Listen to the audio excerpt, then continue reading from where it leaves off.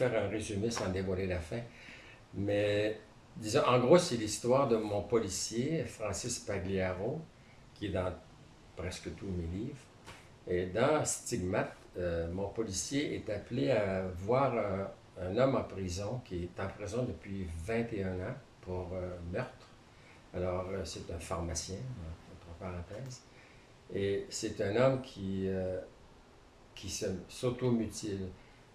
En prison, le phénomène est plus répandu que dans le monde en dehors des murs. Ça existe beaucoup, l'automutilation chez les adolescents, ça existe, mais les adultes aussi. Mais en prison, le pourcentage est plus grand pour toutes sortes de raisons.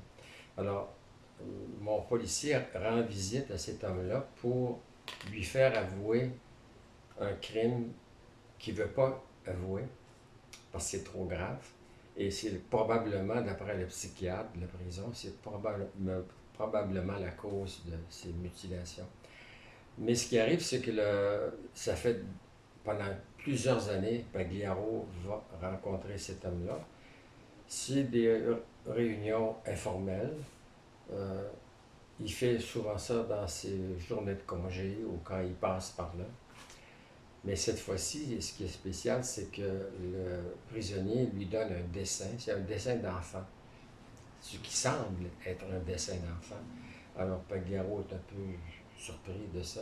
Et le bonhomme, le lendemain, tente de se suicider. Alors c'est très étrange.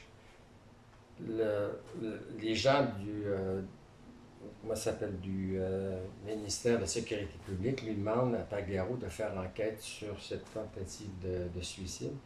Et là, Pagliaro décide de revoir toutes les raisons pour lesquelles il est en prison depuis 21 ans. Autrement dit, ce n'est pas un cold case, comme on appelle, parce que le truc est réglé. Il a avoué, il est en prison, donc il n'y a pas de problème. Mais Pagliaro, pour comprendre son geste, comprendre ses mutilations sur des années, 10-12 années, et comprendre aussi sa tentative de suicide, il décide de revoir les meurtres en question d'il y a 21 ans. Et là, il va apprendre des choses assez intéressantes, assez troublantes.